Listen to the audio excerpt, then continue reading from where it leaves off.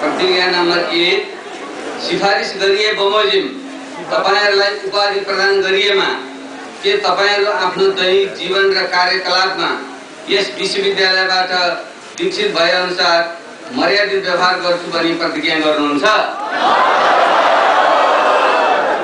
प्रतिज्ञा नम्बर 2 के तपाईहरु इमानदार, चरित्रवान र असल नागरिक बनी आफ्नो जीवनशैली सदा सुमार्गमा लैजाने प्रतिज्ञा गर्नुहुन्छ?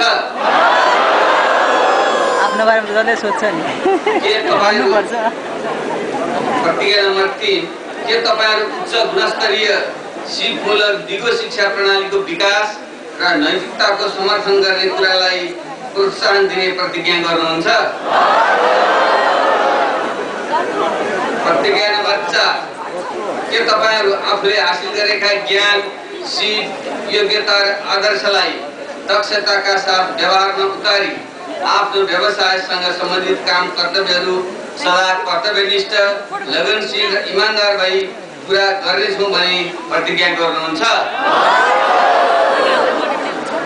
प्रतिज्ञा नम्बर 5 के तपाईहरु आफ्नो मातृभूमि, जनसाधारणको हित र मानव समाजको उत्थान गर्ने कार्यमा प्रतिबद्ध रहने प्रतिज्ञा गर्नुहुन्छ? धन्यवाद।